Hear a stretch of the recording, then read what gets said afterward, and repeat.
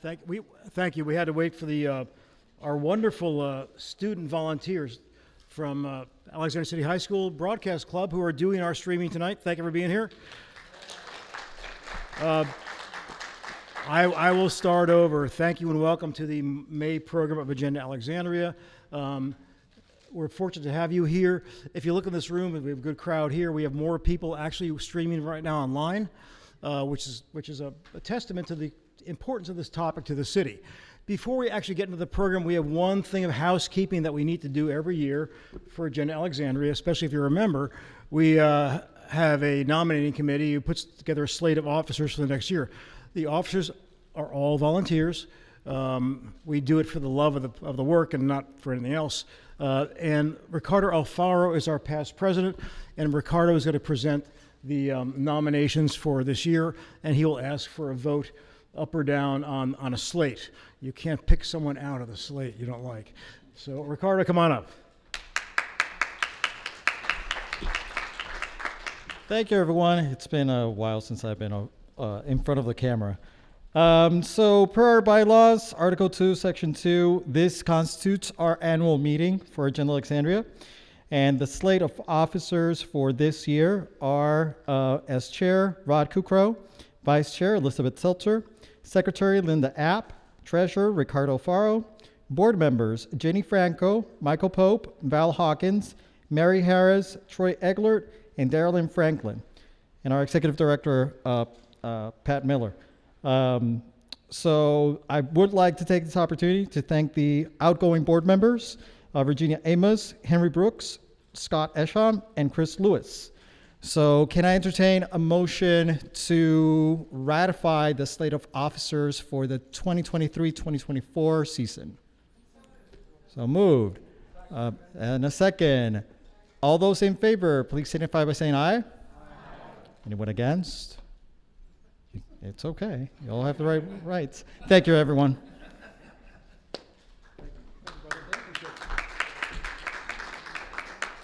And thank you all for the vote of confidence I think you've shown in the current board. Now, as Ricardo pointed out, we have 4 vacancies right now on our board, and we're always looking for five for interesting, committed people from diverse and varied backgrounds who want to serve on the board for at least a year and sort of help with what we do, creating these programs that appeal to a large cross-section of the community. So if you personally, or if you know somebody who's a neighbor or a friend or a family member or somebody you go to church with who you might think would be good for this, send us an email, contact one of us, and we will approach them about becoming a board member for next year. You have to live in Alexandria? You do. I mean, we could probably stretch the rules for Alexandria of zip code in Fairfax County, but I'm not inclined to want to do that. So there are enough good people in the city. We've got 160,000 people in the city now. I mean, we could find somebody, I would hope. Anyway, I want to introduce the board members we do have here. If you're a board member, please stand up so you can be recognized. I'm not going to name you all, but those who are here. Pat Miller. Pat Miller is our rock. She's our executive director. She's in the back of the room, and she makes the trains run on time for Agenda Alexandria and make sure that you're all comfortable when we have these programs. Speaking of these programs, these are not free. We are a 501c3 nonprofit. And renting a space like this tonight costs us $500 roughly. Same thing at the Masonic Temple. We like these venues. We think you like these venues, but we can't do it without your support. Plus, we do have some financial obligations to pay our executive director and to provide refreshments. So if you have it in your heart to join if you're not a member or to re-up if you are a member, I would personally take that as I'd be very grateful for that. Hi, bud. In June, we do not have a program. This is our last program of the year, but in June we are having a member appreciation event in Old Town. We will send out those details to members in the next 2 weeks.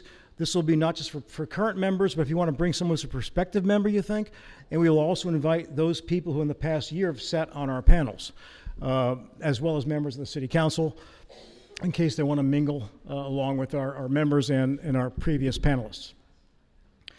I want to thank Elizabeth Seltzer in particular, my vice chair, for organizing tonight's panel on crime, and recognize in particular our sort of premium sponsors, Simpson Development, McInerney Associates, and the Zebra.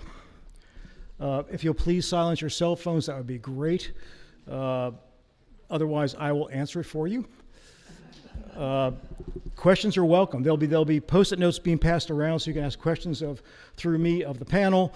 But do me 2 favors: write legibly and make them concise. Not multi-parted, because we want to be able to get as many questions answered by this panel for your benefit. Lastly, please be respectful of our panelists. We've had some panels in recent years where occasionally someone says something that might be provocative. Well, they're entitled to do that. They've got the First Amendment to do that, and there's no reason to boo them or make catcalls or to make any noise about it. If you have something to take up with the panelists after the meeting, I'm sure they'd be happy to talk to you.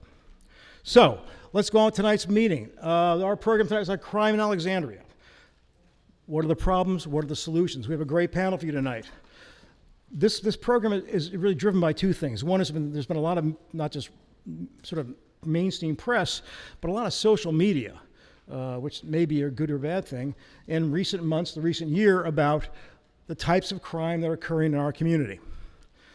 And there was a report given to the City Council in March, which is real solid data on the change in crime from 2021 to 2022. And it's a mixed bag. Not all crime is up, only certain kinds of crime are up. And we want you to better understand, as you leave here tonight, sort of what that picture is of crime in the city and why it might be the way it is. So we have 4 great panelists tonight. I'll start off on my far right. We have Robert Strange, who is the Deputy Commonwealth's Attorney, who's representing Brian Porter, who is teaching a class at William & Mary tonight. Robert, thanks for being here. And we have our police chief, Don Hayes. I mean, who better to be here than our own police chief? Thank you, Chief Hayes. Next to Chief Hayes is Jennifer Rohrbach, a lifelong native Alexandrian who has children in the high school. She is an attorney. She has been involved in this sort of grassroots movement by parents who are really concerned about the crimes associated with students in our public schools. And she has some opinions on that, and I want to hear them. And lastly, but not at all least, our man about town on my left, on my right, rather, on the far left of the panel, Dana Lawhorn, who is, as you know, our elected sheriff for many terms. But before that, he had a long, very decorated career as an Alexandria police officer. So he has 2 perspectives on what we're going to talk about tonight. Dana, thanks for being here. So before we start questions, I'm just going to ask each of you, starting with you, Robert, introduce yourself, tell people what you do for a living, and sort of why you think it's important that you be here on this panel. Well, thank you all for having me here this evening. My name is Robert Strange. I'm one of the Deputy Commonwealth's Attorneys for the City of Alexandria. I'm the supervisor of the special.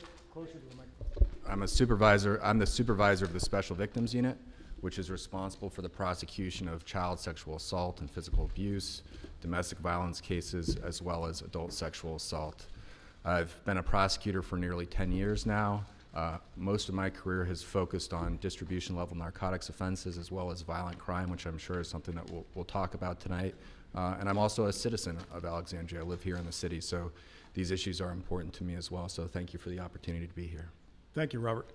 Chief Hayes, just be close to the microphone. Sure. My name is Chief Don Hayes, and I'm here tonight because Pat Miller said I had to be here. So. But no, also I think this is a very serious topic, and I wanted to be a part of the conversation. I've been a police officer literally in this city for 42 years. I was a commander of every bureau that we actually have, and now I've been the chief for the past year, and want to hear what the community has to say and kind of give some answers to what's going on. Thank you, Chief. Jennifer. Good evening. Thank you for being here, everyone. I appreciate it. My name is Jennifer Rohrbach. I'm a parent of a student at Alexandria City High School, and I got very involved 2 years ago after the kids came back from COVID. There was a lot of violence going on, and I witnessed 2 fights in front of the school picking my daughter up on different days. And then a student was arrested with a loaded Glock very close to her classroom at the front door. So what I did is I started getting involved in online groups, and one thing led to another, and so here I am advocating for safety in the city and our kids. So thank you. Hello everyone, I'm Dana Lawhorn. I was the elected sheriff from 2006 to 2021. Prior to that, I was an Alexandria police officer from 1979 to 2005. During my tenure as an Alexandria police officer, I served 7 years in the Uniform Patrol Division and 19 years as a detective. Born and raised here, been here my whole life. My lifelong boyhood dream was to be an Alexandria police officer. It came true, and I wouldn't change a thing. So it's been great. Been here my whole life. My wife, Linda, and I still live in the 1 block over from where I grew up. I call it Roseray, Delmont. You know, I'm kind of on the border. And so I'm here because I think I can provide some, you know, historical perspective on how things have, you know, changed over the years. Thank you, Dana. Let's start out with a discussion of the latest police crime data that was presented to City Council in March. I mean, Chief Hayes, I'll ask you to speak about this first, but I'm sure that the rest of the panel will want to talk about it. So my takeaway from the presentation that was made by your staff to the council was that crime is up from 2021 to 2022, but not in every area. In fact, in some areas it's down. But there are some marked differences when it comes to gun-related crimes. I think certain categories of violent crimes.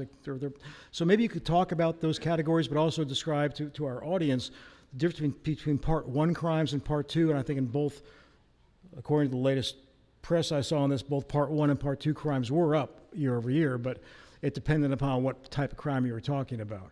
Some of the Part 2 crimes, which are more, I guess, misdemeanors, and they're crimes against property and people, some of those were attributed by your staff to the to COVID ending and people going out again and sort of having their fun, so to speak. But if you could talk about the data a little bit, and then I might want to ask Robert to talk about it, as well as Jen and Dana. Okay, I'll start off by saying, yes, last year, again, crime was, I'll just say this, it was significantly different than it is this year. And the reason why I say that is because last year, basically the data did show that it was pretty much, it wasn't flat, it was still up a little bit, but it wasn't up as much as it is this year. This year already, it's up 27% currently. And the difference is that it's a lot driven by the larcenies that we have, and that's basically you know, shoplifting, larcenies from cars and all of that. But every category that we're talking about in Part 1 crimes, which is homicide, rape, robbery, aggravated assault, burglary, larceny, and auto theft, every last one of them are up except for rape. But again, the stats don't really tell the full story.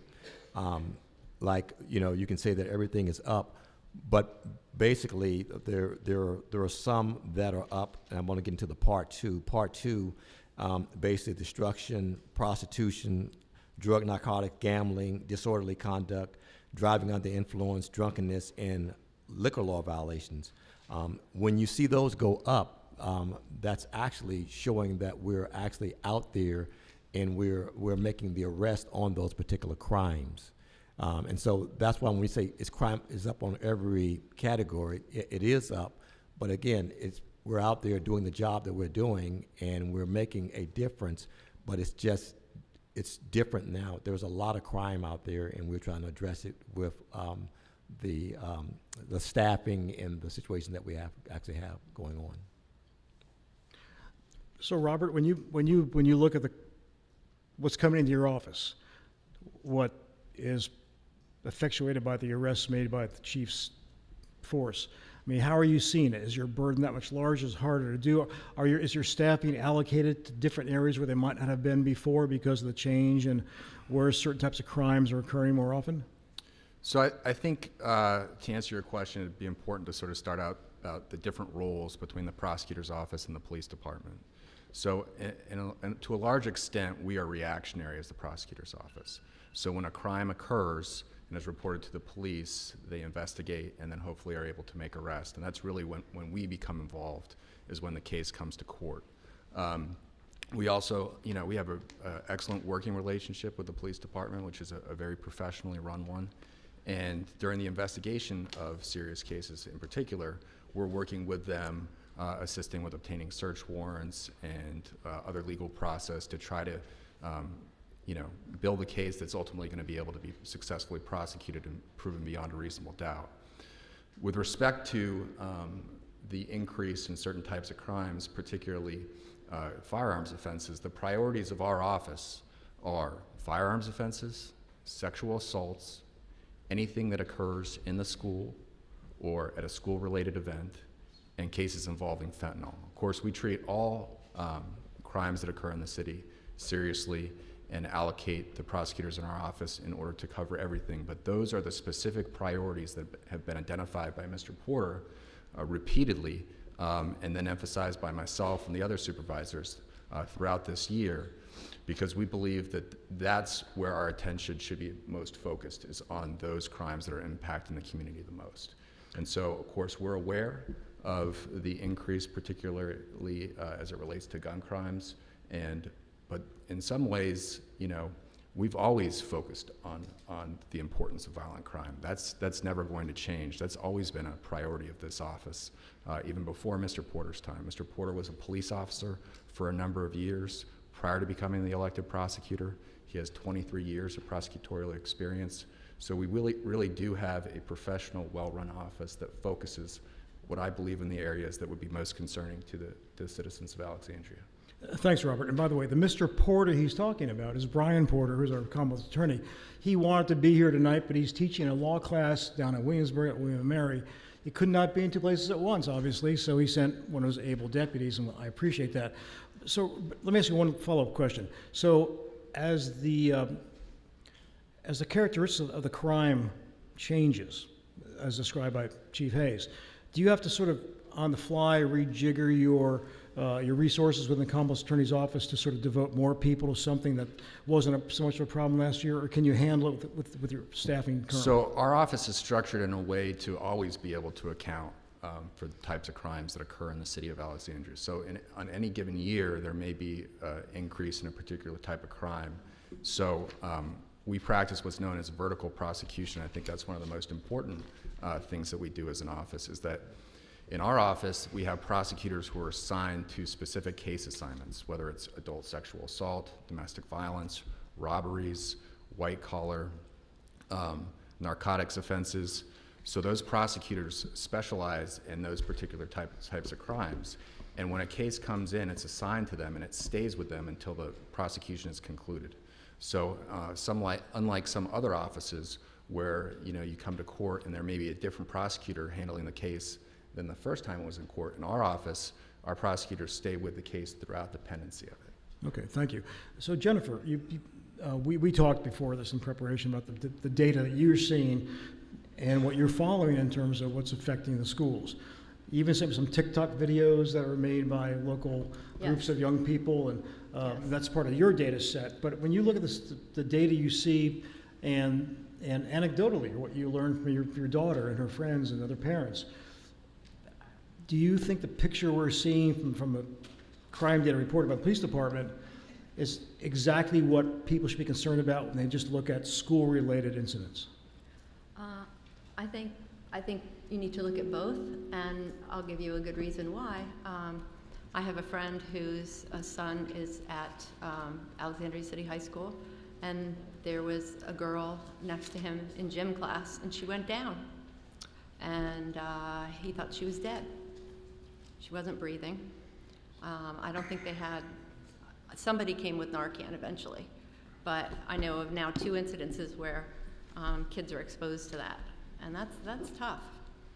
That's a tough thing. And what I shared with Rod was a social media TikTok video, and I don't know where this came from, but it starts off with water sizzling and pills in the bottom.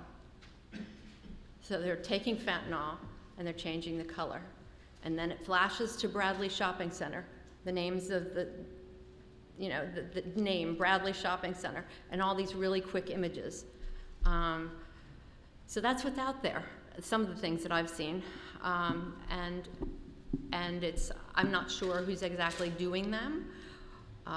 What I can talk briefly about, and Chief Hayes can talk a lot more in depth about, is something that's affecting the schools now different from gangs, and that's something called crews. not to be mistaken with New Orleans crews, CREWES, but these are groups, loosely organized groups of kids who are very social media savvy, and they could have beefs between their little social media TikToks that could cause a problem where one brings a gun to school because one disses another. So this is the kind of thing that is behind some of the violence, I believe, that's happening. But I'm sure Chief Hayes can speak to. Well, Dana, those you were, crews, too. when you were an officer, you were a school resource guy. You were in the schools all the time, maybe not the formal title, but you were always talking to students. And then, of course, you saw the other side of it as sheriff. Based on your experience, and you raised it when you introduced yourself, you've been here for a long time, lifelong Alexandrian. What's different now? I mean, one thing Chief Hayes and I talked about is why is it now that young people seem to want to resort to gun violence to settle the most minor sorts of infractions? I mean, was that true when you were first on the force? And if you see it now, do you have some kind of theory about why it's happening and what can be done? Well, one of my responsibilities as a detective was all the schools, pre-SRO. I was it, me and another detective. We had every school in town, and we handled every incident in town. And so some perspective is that even then in the 90s, you know, kids were quick, like Jennifer said, to go to drastic measures over the most minor thing because they're not thinking real straight, and they make decisions that have lifelong consequences. And so that was what we were constantly trying to intervene with disputes, disagreements between crews. But to give some perspective, in 1995, myself and Detective Gaunt wrote the first memorandum to the Chief of Police declaring that Alexandria had gangs. And everybody thought that was, you know, like earth-shattering. So I think what's causing it is not new, but Jennifer's correct. What's different is obviously what's different on a lot of things we deal with is social media. And that's driving a lot of, I've seen some of the TikTok videos, they're not nice, they're not good. And so I think that's driving, you know, a lot of it. And so I would say that's what's different.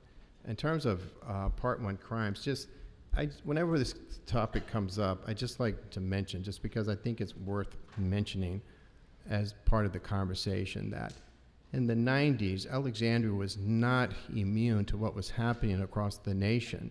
How the nation goes, Alexandria goes.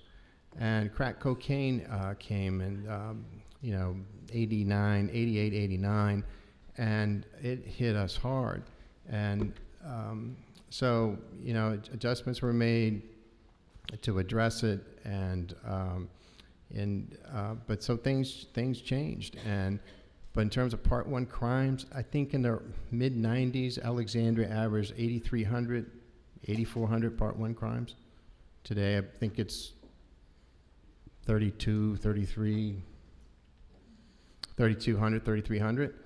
And I'm not making, that's supposed to make you feel better about it, and that's not my point. My only point is that in some perspective, historical perspective, it kind of gives you an idea. When I did the school beat,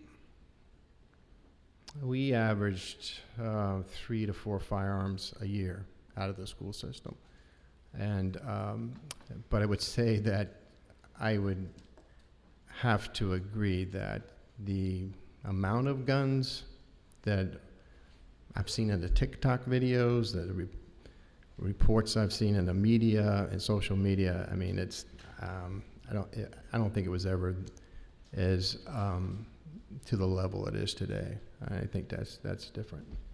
Thanks, Dana. I want to explore a little more about this process by which school-related crimes are adjudicated, because I didn't understand this myself until I talked to Robert Strange. So Robert, explain to me, I mean, right now, if someone commits a crime, if I walk outside, go to my car, and I get held up, and you arrest the guy, I go from the chief's officer maybe to someone in your office. But in the school system, when there is school-related violence, there is a state agency, right, called the Virginia Department of Juvenile Justice, right? And they play a role, don't they, in sort of being a middleman, so to speak, for lack of a better term, between what if it goes from the school system into your hands? Can you explain that? Sure. So it doesn't just apply to offenses that occur in the schools. It applies to any offense involving a juvenile offender. So the court services unit, juvenile intake, they make the charging decision. So if something occurs in the school or otherwise in the community and the offenders are juveniles, it's then referred to the court services unit. And the juvenile intake officer then determines whether there's probable cause and whether to issue a petition, which is the charging document for a juvenile. Or they also have the ability in some instances to divert cases.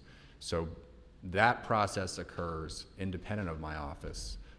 They're a state agency, the Department of Juvenile Justice. So when a case is petitioned, then my office becomes involved because then it comes to court. So if it's diverted or there's not a petition obtained because there wasn't probable cause to charge someone, then my office would not be involved in that. So what defines the term diverted?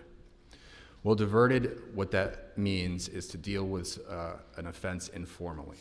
So as opposed to having a juvenile come to court and see a judge and have the case adjudicated, what the court services unit has the ability to do is to refer the juvenile to treatment if it's substance abuse related, to require them to do community service or other sort of rehabilitative programs without court involvement.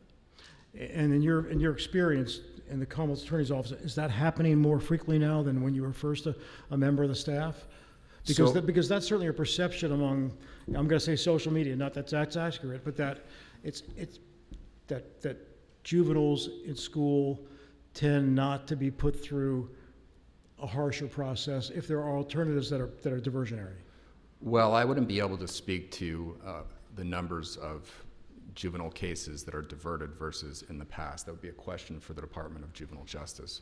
What I can tell you is that primarily involves misdemeanor offenses. So we're not seeing instances where juveniles who are charged with felonies, violent felonies, those cases are not being diverted. So to answer your question on that, that's really something that the Department of Juvenile Justice would be better able to answer. With respect to any changes that have occurred in the law that potentially could impact what you're describing as a perception, disorderly conduct is no longer something that's allowed to be charged in the schools. The Virginia Code was changed recently to prevent that charge from being obtained in the context of a school. That was a legislative change that was made. Sheriff Lawhorn wants to come talk about that. Real quick, I mean, the intake process has been around for a very long time, and it's not discretionary on the Commonwealth Attorney's part. It's not discretionary on my part as a police officer, as a detective. Trust me, I'm there 19 years. And so it's all mandated by law and laid out in the Virginia State Code. Every case, I mean, even a murder charge has to start off technically at intake, correct? So it's just want to make sure that it's all laid out in the Virginia law. It's very clear as to what the steps are and what the process is.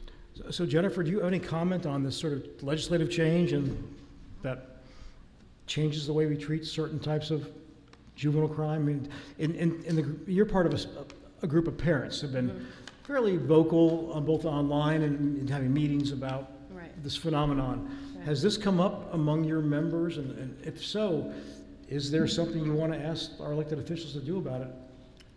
Yes, actually, that's one of the things that I think came up in we had a forum at Fort Ward a couple weeks ago talking about violence in the city. And that is, where was I going with this? I lost my train of thought. Could you repeat the question again? Well, among the people that you associate with who are concerned about this issue, I mean, they must be aware, obviously, of the legislative change that yes. Mr. Strange just talked about. Yes. But then what do you think, I mean, should the city council be asking the state legislature to sort of give us a pass essentially on that? Because the city can, in their legislative package area, ask the state to give us back some authority we had before. I mean, what's the approach you want to see the city council take on this or our state delegation? Well, I think that we need to take offenses such as shoplifting more seriously. I mean, I think CVS and all kinds of stores right now are locking things up, but I know that takes more time away from the police. So can, for instance, those laws be strengthened? And I don't know the answer to that, how that's handled. But I just think that my thought is that if you start understanding as a criminal that there are consequences from the beginning, and you have to deal with some of those consequences, I would hope that would be more of a deterrent at a lower level of a crime. I mean, isn't that what they say? You sort of, if you can get to them at the lower level, you have a chance more of rehabilitating? Well, I was going to go to you, Chief Hayes, because we talked in our preparatory call about the fact that you have an intelligence unit that looks at social media, that looks at what's going on in the dark, you said the dark web, and you're trying to puzzle through what is being talked about in the city by people who potentially want to do harm to individuals or property, and how do you respond to that? Can you talk a little bit more about how your department looks at that, and then maybe respond to concerns of parents like Jennifer's? Sure. Basically, we have an intelligence agency that's always on the lookout for any types of trends or things that are happening that are going on. And when we have a particular incident, they're always looking at the, again, the social media platforms of some of the quote-unquote crew members that we know of, because they like to kind of publicize what they're doing. And we get a lot of leads off of that help us to deal with the investigations. And so, again, that's a very important tool that we use in dealing with that.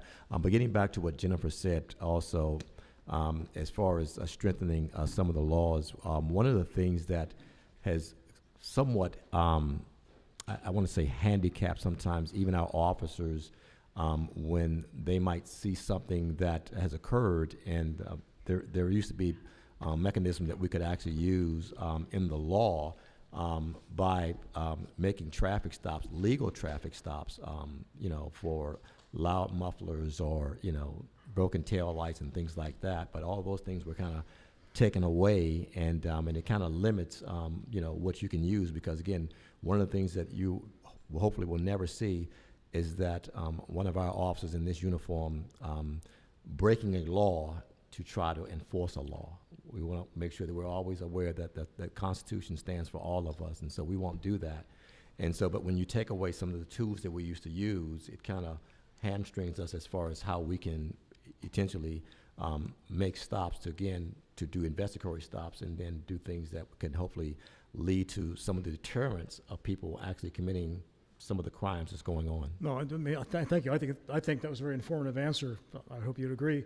We're getting a lot of questions from you in the audience here and online, and we'll get to those eventually. But I've got some other questions of my own, and one has to do with, you just mentioned tools that your department has used over the years. There's a new tool you have now. As of April 15th, I think it was, that Alexandria police officers are now having body-worn cameras deployed. Correct. Slowly, it's not everybody at once, but it's over time. Yes. But I know for both your officers and their supervisors, there's a challenge there, how to take in that information and use it to make cases. But I know also from talking to Robert Strange, in his office, if someone's got 10 hours of body camera footage, someone in his staff's got to watch that 10 hours.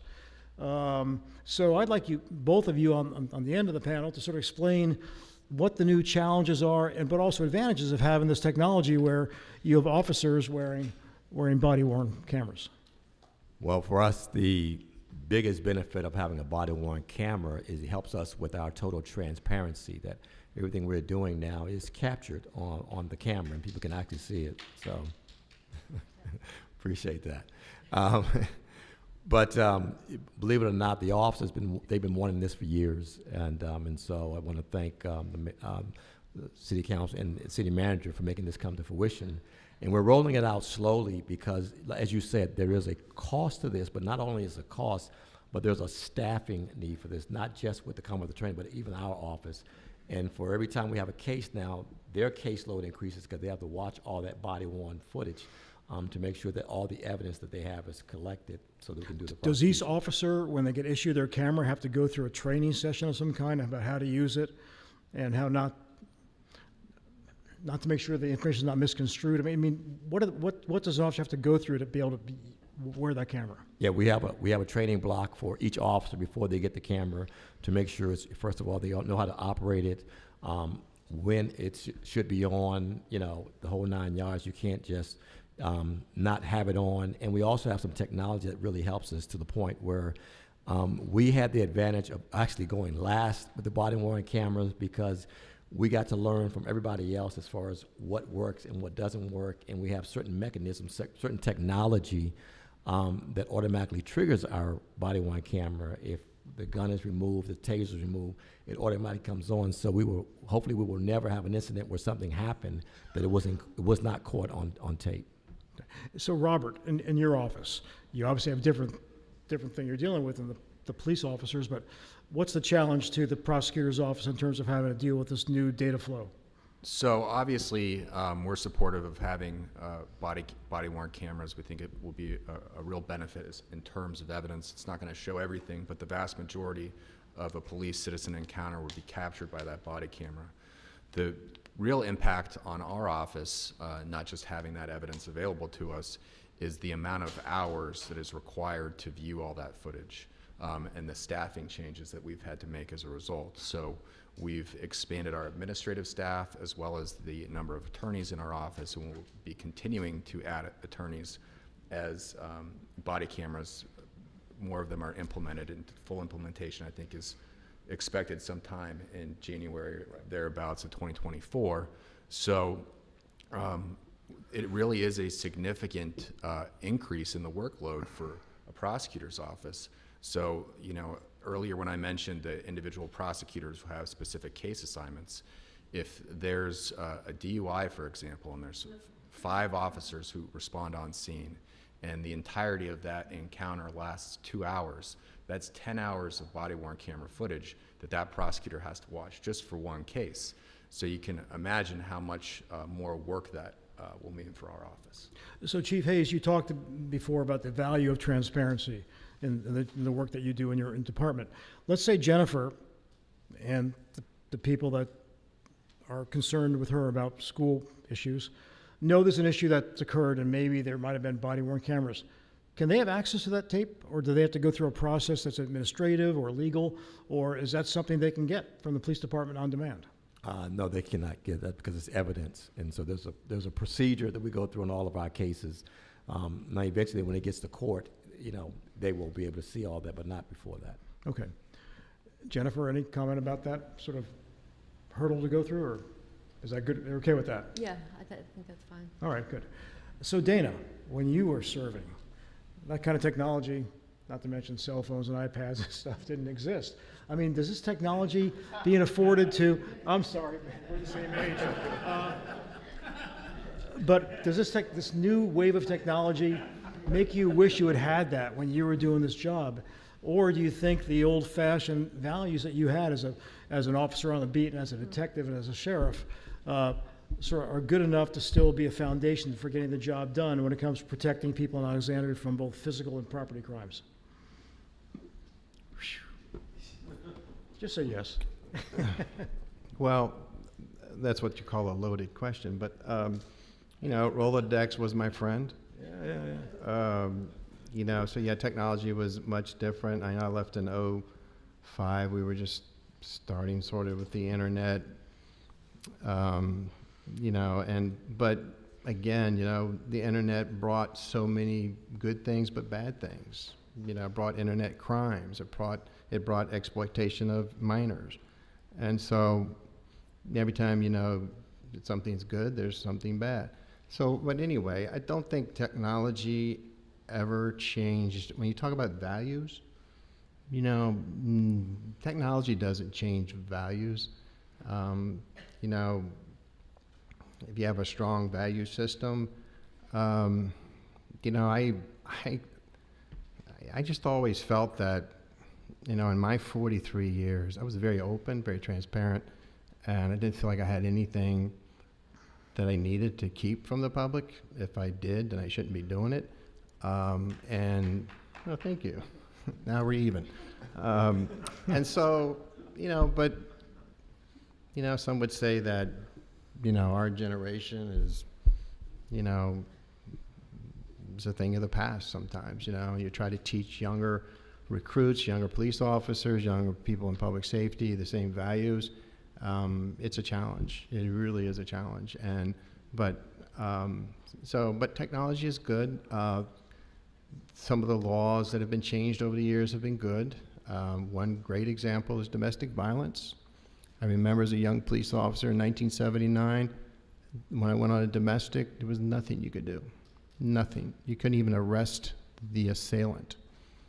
And unfortunately, bad things had to happen for the law to change, then gave the police officers the power to make an arrest on the scene without having to observe the crime itself. So laws change for the good, but in terms of what I did and how I conducted myself as a police officer is, the value system, which is one that, was very near and dear to me. And I've said it a zillion times, I'll say it again. Protect and serve. Those were two words that I just took to heart every single day. Protect and serve.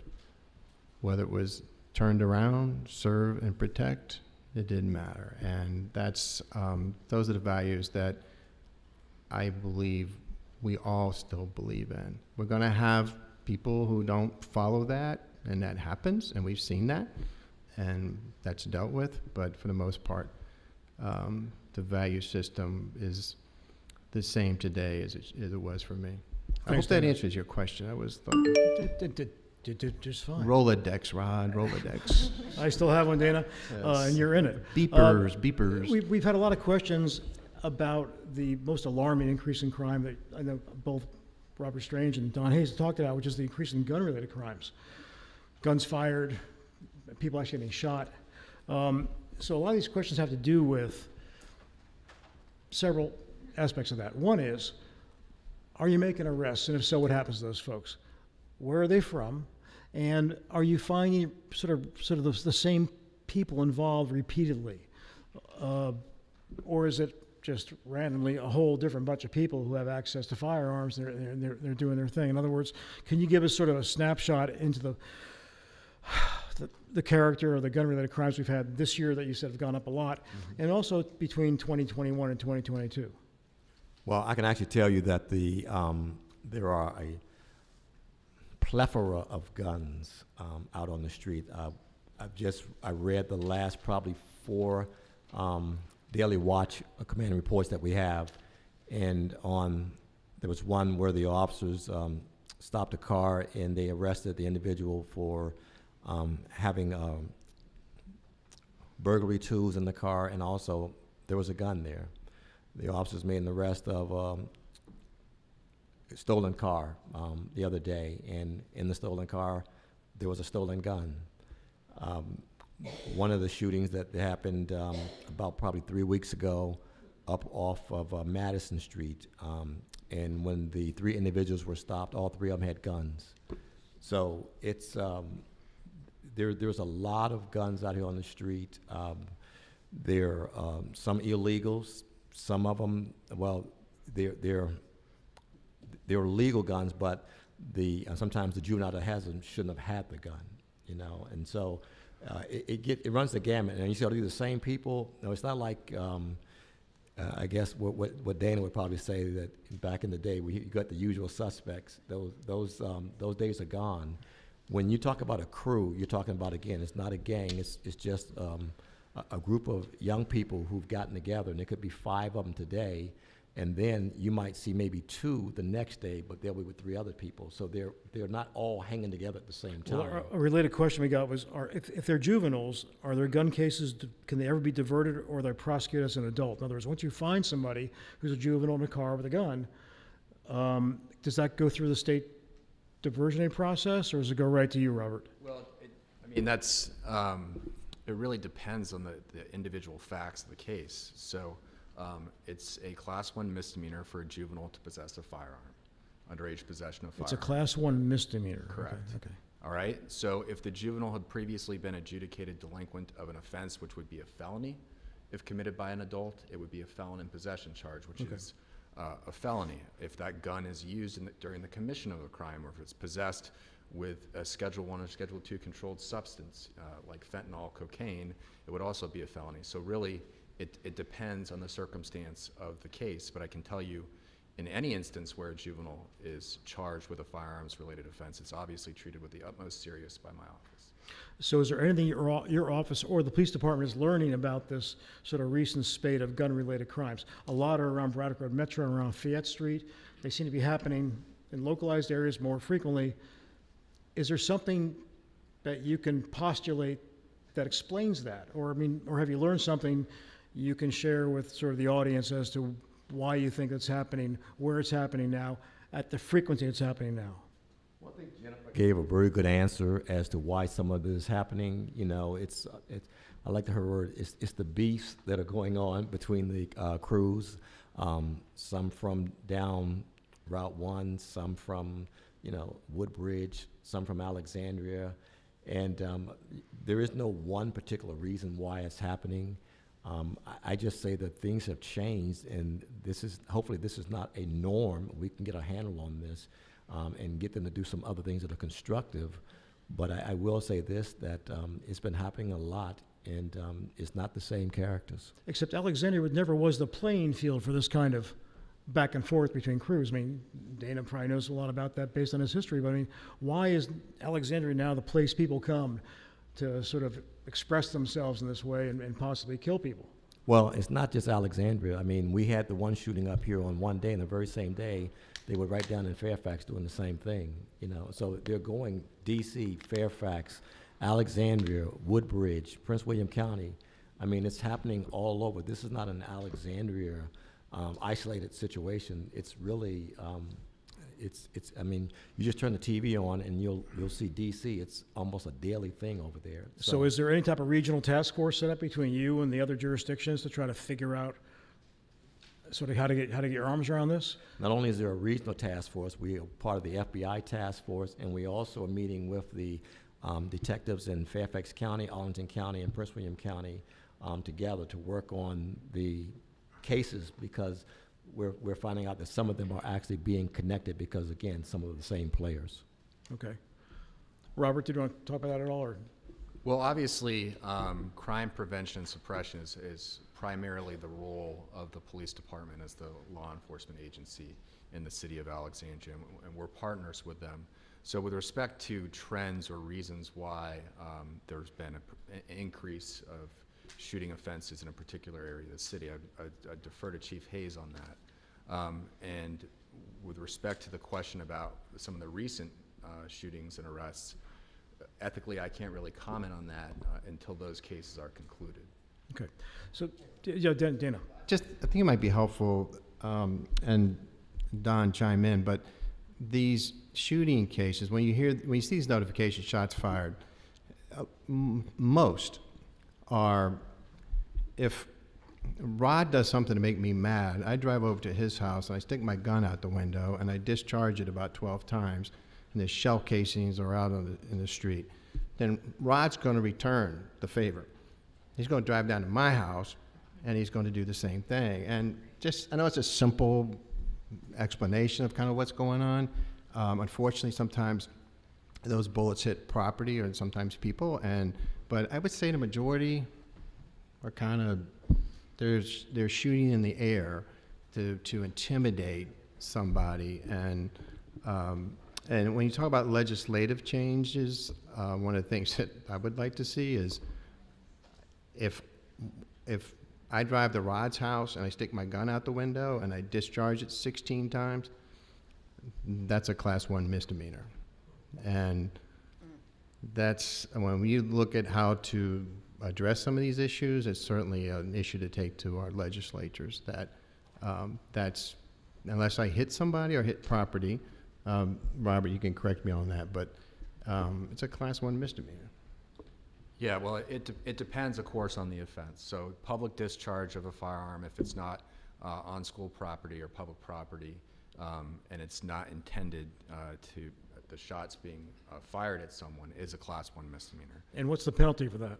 Class 1 misdemeanor is up to 12 months in jail. Okay. Now, if it's on school property or within 1,000 feet of school property, then it would become a felony. If someone's shooting at someone, even if they don't hit them, that's attempted malicious wounding or attempted unlawful wounding, and that is also a felony. So, anytime, even if it's a class 1 misdemeanor, and that's all we're able to prove, that's not going to change how we approach those cases because, again, as I stated at the outset, as a citizen of Alexandria, I think we should all be concerned anytime a firearm's being used in the city because it only takes one time for an innocent bystander to be hit by a bullet, even if the people who are discharging the firearms aren't necessarily intending to strike anyone. Right. So Jennifer, you've just heard 3 of your fellow panelists talk very professionally about the circumstances around the discharge of firearms. Right. Yet, when you talk to your daughter and you talk to parents that you know who have children in the high school or even the middle schools, and they've been up at Bradley Shopping Center, a lot of our questions here about Bradley Shopping Center. It's a different visceral kind of response, right? Because there is a gun and a bullet within 30 or 50 or 100 yards of your child. The Dash bus stop has bullet holes through it. So I don't want to ask you to describe your emotions on this, but I mean, you're a lawyer, you're smart, you're an Alexandrian. What do you want to see happen to sort of? One thing that we saw last year is there was a little flight from our public schools, maybe because of COVID, the shutdown, but maybe because of crime.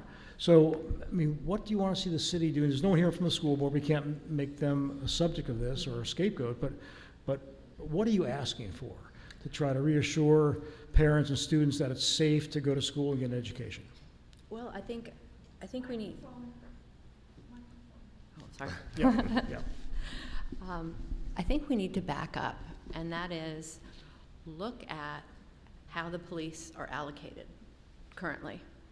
And I think it's important that everybody understand that they don't just work on cases for small periods of time, and they are very taxed, as are many areas of the DMV, their police forces, because we don't have enough mental health beds in our hospitals.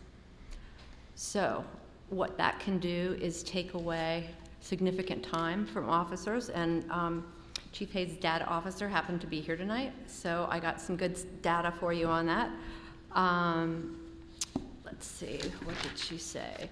She said from January 1st to May 17th, there were 149 mental health cases that took 4,835 man-hours, and the average call took 34 hours per officer. So you can see how that takes away from their day-to-day activity, their day-to-day patrols. So, Chief Hayes, is that accurate, that officers who get involved in cases that have to do with mental health problems spend a large amount of time, more than a day maybe, on that case? That's correct, Yeah. yes. but this is a problem in the DMV. This is not just us. And we had a forum at Fort Ward Park, and all of us pretty much agreed that federal assistance is needed at this point. But I also had another thought, and that is, we have a brand new hospital, right? Not yet. Coming, right? Okay. And maybe they need the staff that is going to the police officers. Maybe they need to hire the police officers, because we give them as tax breaks. I believe the city gives them significant tax breaks. The city gives them significant tax breaks. So I think it's really important that we look at that, because how else are we going to help our police force to be more to be more present in the community? And that's a huge part of it, I think. And I'll let Chief Hayes speak to that, but I think that would free up a lot of time that could be spent on all these issues that are affecting the city. That 3,000 man-hours, or whatever that is. Okay, and I want to reiterate what you just said. Basically, on a daily basis, we have anywhere from 3 to 4 officers that'll be at the hospital, and they'll be there all day long on TDOs and ECOs, and it's not a good way to spend our resources that we actually have. We already have limited resources. I mean, I don't think anybody in this room has not heard that every police department in this area is short-staffed, and part of that short-staffing also comes because every police officer in this area is dealing with the exact same problem with the mental health challenges that we actually have, not just in the city of Alexandria, but in our particular area. And so it's a significant drain on our resources, and there doesn't seem to be an end in sight, and so we have to begin to address that. So Chief, I'm going to ask the question most people may have in their mind. Why is that? We've got the Virginia Department of Health has their own office here, their own staff. They have mental health professionals. Why is this not something that's delegated to the State Department of Mental Health as opposed to police officers who, no offense, as trained as they are, mental health is really not their first priority? Well, yes, but it's public safety. See, it's a public safety issue. It's a mental health issue, but it's also a public safety issue, and that's why we're there. And so until they can get to a point where they can come there and do the evaluations and hopefully find a bed space for that patient, they're our responsibility. Thanks, I get that. Dana.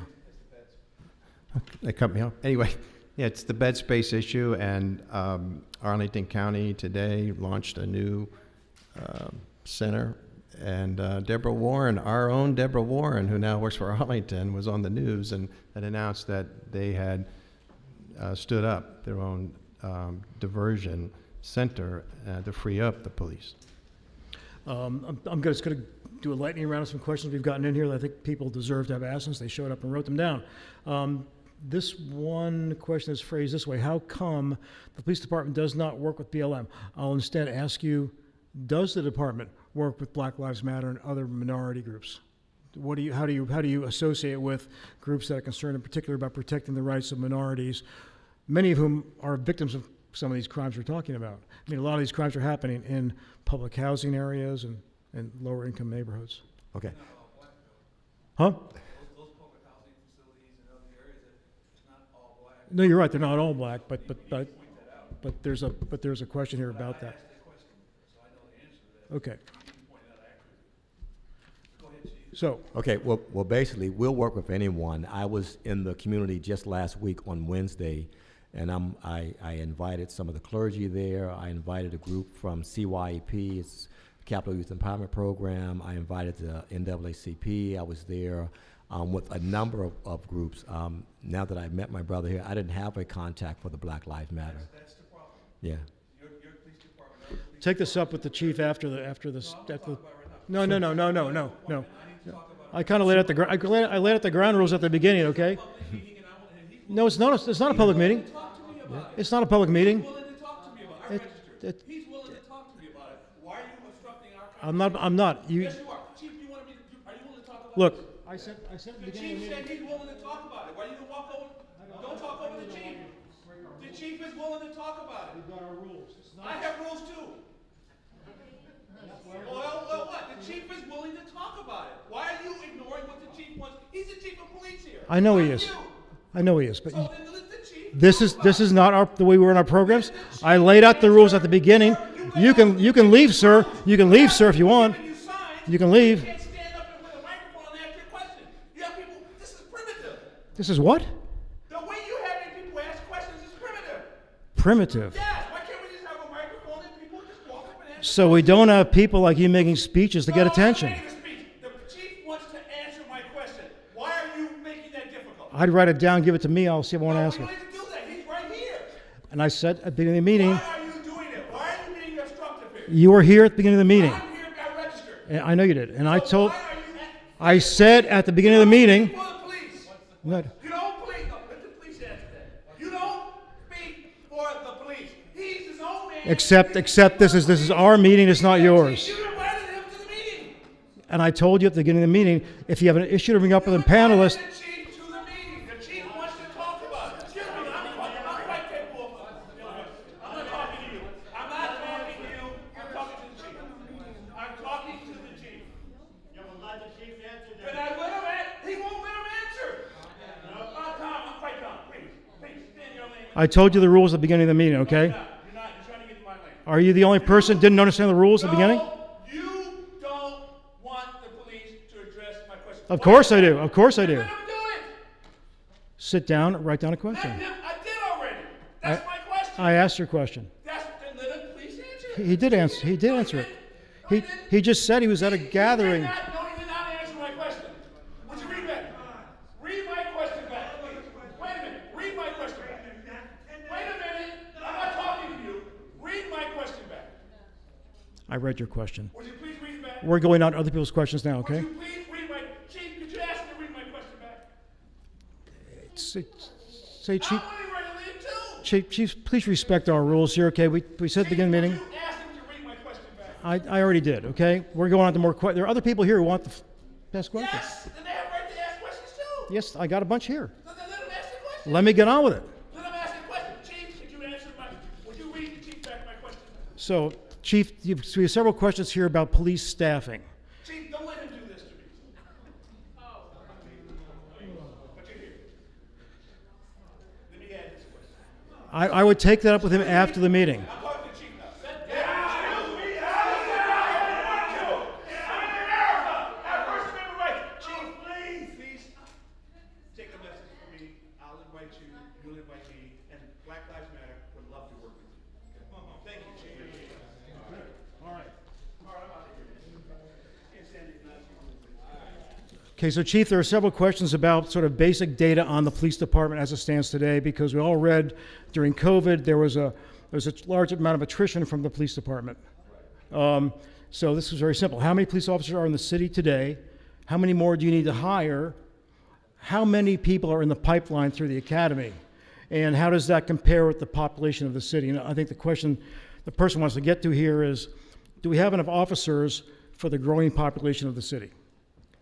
Well, I would like to say our authorized strength now is 326, okay? And we are actually in the process of doing a staffing study, because I can't give you an exact number now because we haven't had a study done in almost 8 years now.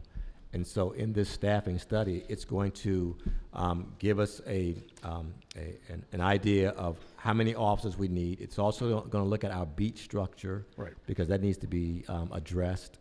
And it's also going to take into effect all of our calls for service, especially the mental health calls for service and things like that. So right now, I can't tell you, do I have enough officers? What I can tell you, though, is that the staffing that we do have, the men and women of this police department are doing what they can to ensure that their citizens are still So safe. 326 is the authorized limit of officers. Correct. Are a lot of people just doing a lot more overtime now to make up for the lack of whatever the gap is? We do use overtime, but we also we have other, like at the Bradley Shopping Center, you mentioned that. In order for us to adequately make sure that that place is safe, we have what we call off-duty officers working there on overtime, so that we can have the officers at the Bradley Shopping Center to address any issues there without taking away from our staffing on the street.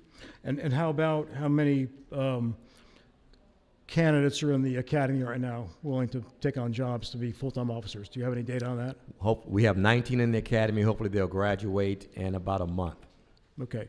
And as the city's population increases, because we're doing a lot of building, Right. do you have to go back to the city council and the city manager and say, gee, you know, we're going to add 30,000 people in the next 2 years, we need more officers? Is that sort of an equation that actually works that way in parallel with population growth, or can you do the same job protecting more people with the same amount of officers? Well, that's why we're doing the staffing study now, and the tool that they're going to give us with the staffing study will give us the ability to adjust it as opposed to having another staffing study done. And so as the population increases, as density increases, we can plug those numbers into a calculation, and it'll tell us whether we need more officers than we already have. Okay. So Robert, this question is probably best answered by you. When you prosecute people for both Part 1 and Part 2 crimes, this person asks, are they mostly Alexandria residents, or a large portion of them from outside the city? It really varies. I don't think I'd be able to say that they're just Alexandria residents. We see people from out of state. We see people who live in the city. So it really varies. Has the trend at all shifted? I think it's been pretty consistent my entire time in the office.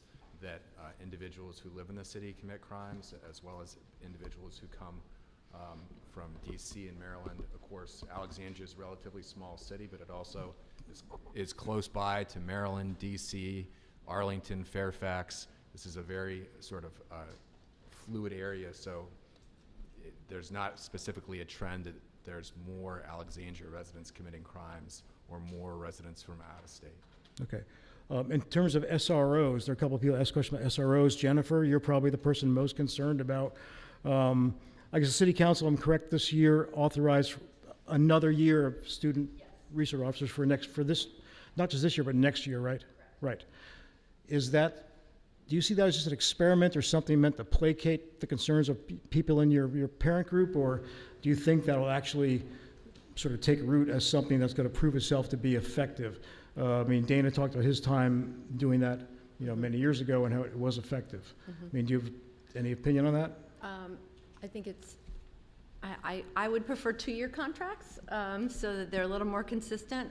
It worries me, quite frankly, that they're only doing 1-year contracts, because to me, that's a chance to dispute the fact that they're there again and not. Can you explain what you mean by a 1-year contract? I believe what that is it's an MOU, a Memorandum of Understanding, that a group called the SLEP Committee came up with. I believe it's a law enforcement and I think the schools put it together, but it's an agreement that they put together that the City Council has to, I think. Now, Chief Hayes, I think back when the City Council discussed SROs maybe half a year ago, you were someone who testified in favor of thinking they were a good thing. Is that right? What, the SRO? Yeah. Yes. Correct, yes. And why do you feel that way when there's a number of people in the city who think that SROs sort of are actually more part of the problem? Well, I believe in the SROs because, again, even though I was not an SRO, again, I was in the schools when I was an officer. We had the DARE program. And one of the things that I, to this day, fall back on is that I got a chance to develop relationships with very young children in the school system that are now adults, and they still remember me as a police officer. And I know for a fact that it makes a difference when those young people have a interaction with police officers and get to know who they really are, and it sometimes prevents them from going in a different direction.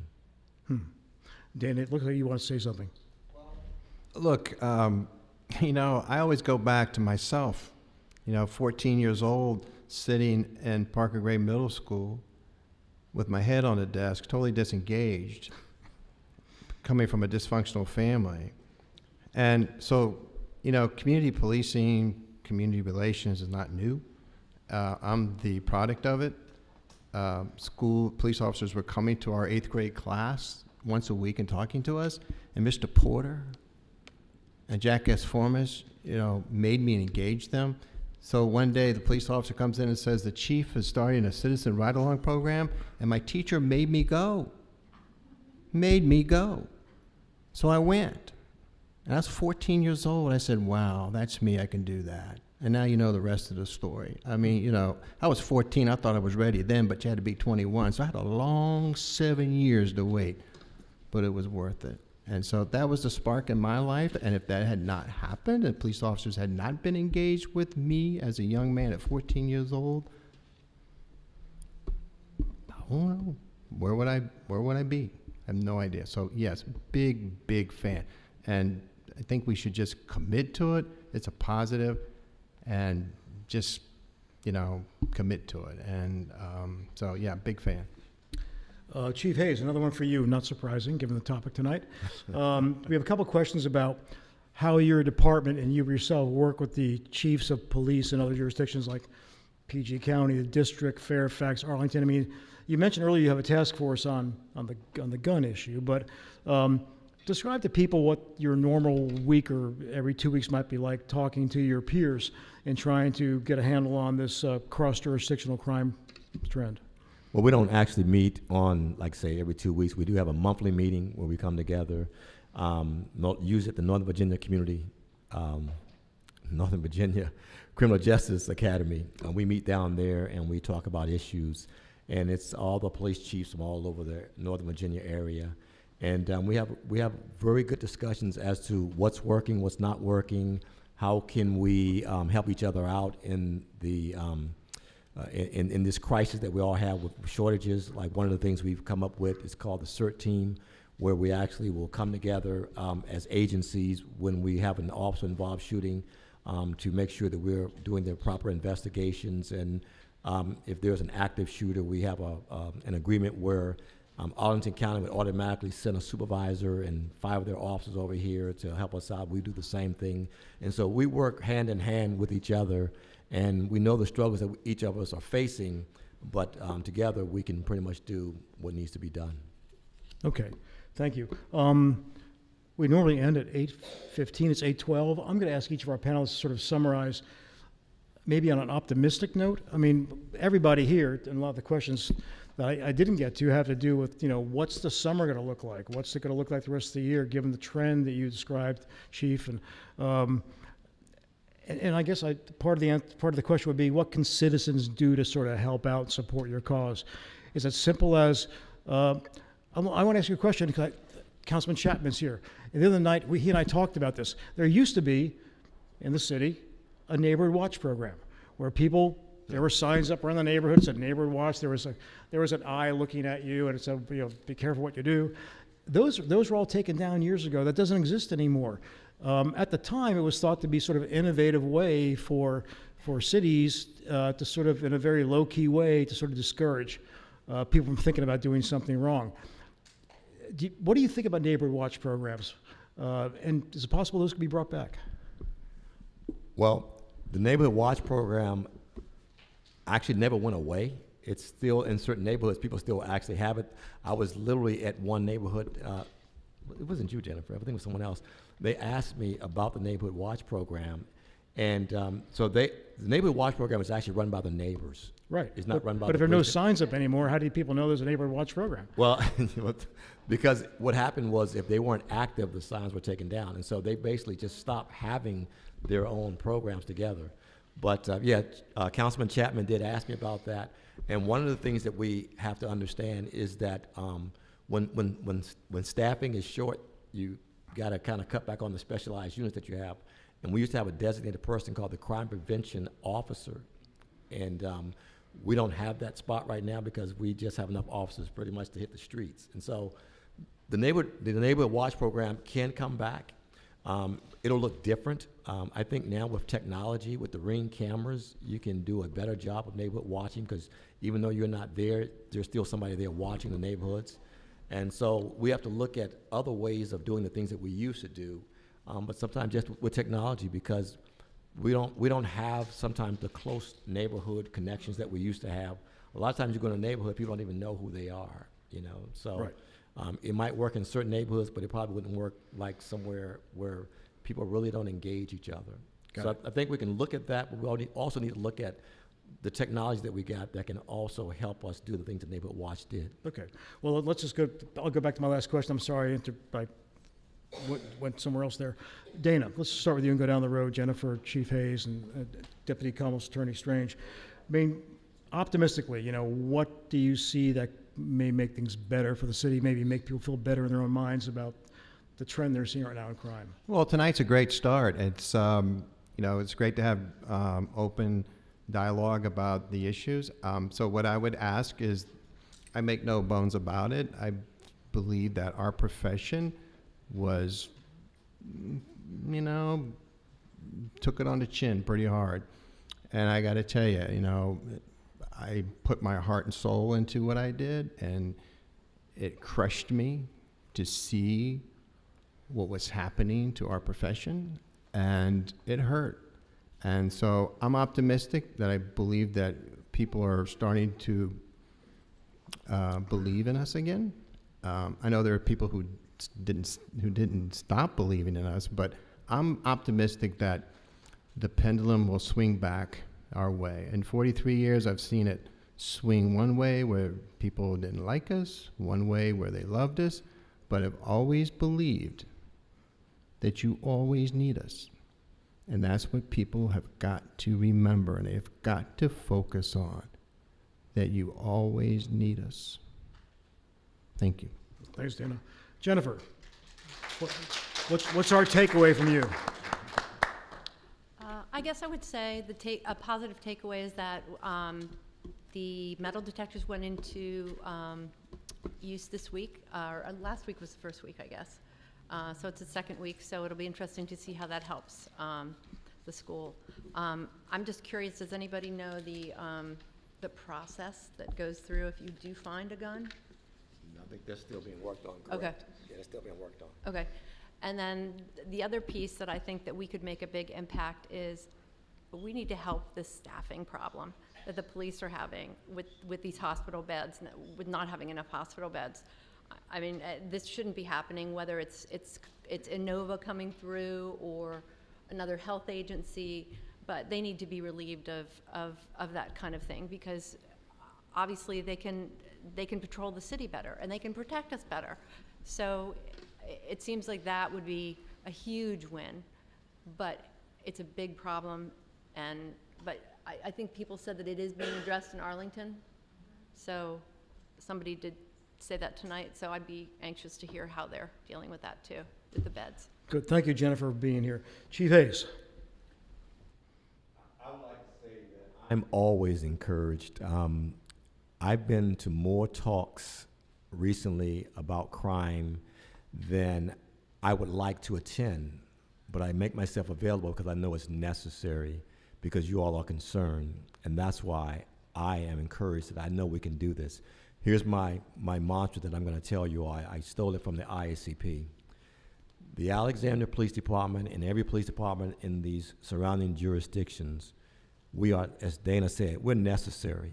You know, no matter what everybody says, you don't want to live in a society that don't have police officers. So we're necessary, but we're not sufficient enough to deal with all the issues that are going on in our society today. And everybody expects us to do so. And we have to get to a point where we tell people, we can do a lot, but we need your help. And I think that's the message that's going around. And I think people are getting it now, because people want a better quality of life. And they're realizing that we can help, but we can't do it all. I haven't gone to one talk yet where people are actually not cooperative. I just left one to come here. I was at the Bradley, I guess it's called the Bradley, up there by the metro station, and they were about as, I use the word, juiced up as any neighborhood I've seen because of the recent things that have been in that neighborhood. But before I left, they were asking the same questions you all are asking now. How can we help? And I think that's where my hope comes from, is that I know for a fact that people in this community care and they want it to be better. Thank you, Chief. And Robert Strange from the Commonwealth Attorney's Office, do you have any parting advice for us? You know, obviously, it's important to see the level of engagement on this issue. You know, crime and violent crime is something that impacts all of us. And to sort of echo what Chief Hayes said, you know, if you see something, say something. We need the cooperation of citizens in the community to be able to successfully prosecute these crimes. We have to have people come to court as witnesses. And I would also just note that the prosecutor's office in Alexandria is a leader in the state. We work excellently with the police department. We have a really professional relationship. And you don't always hear about some of the work that we're doing in the prosecutor's office. And that's by design, right? Because people are presumed innocent. We can't comment on cases when they're pending. But just to give you an example of the type of expertise and professionalism that we have in this office is last year we indicted 20 defendants with racketeering and secured 20 convictions for racketeering. We do conspiracy cases. We are a leader in the state, and that's the sort of prosecutor's office that are dedicated to serving you as citizens in the Alexandria. And so I hope that you take that away, that even though you don't always hear publicly about the hard work that we're doing, that you can rest assured that we are taking our job seriously and working with the police to keep the community safe. Thank you, Robert. Before I ask you to give them a round of applause, give me 1 minute just to apologize for the disruption we had. The rules here have always been very clear, is that it's not a public meeting, it's actually a 501c3, you know, private organization meeting. But we like having our guests here, but we don't want them to feel oppressed or annoyed or persecuted or shouted down. And The reason I didn't want that gentleman to speak, I'd ask this question, and he could always ask another one, and I will vet them the way I do every question I get. And that's sort of the process we have here. And I'm sorry for the disruption. I know it was unsettling for a lot of you to sort of witness it. But I hope in the future when people come here, they will be respectful of our rules as Agenda Alexandria, and respectful in particular of the people who are taking their time to be on this panel. Anyway, I think they all deserve a great round of applause, and maybe they'll hang around to talk to you afterwards. This is Agenda Alexandria, a nonpartisan organization that takes a look at the issues without taking sides. Whether it's the city's sewer system, education, public safety, climate change, or perhaps a look back into Alexandria's history, Agenda Alexandria is here to shine a light. What makes the organization so successful is our people. The people who run it, our panelists, our moderators, and of course, our members. Agenda Alexandria is a member-funded organization, and we invite you to become one today by visiting agendaalexandria.org.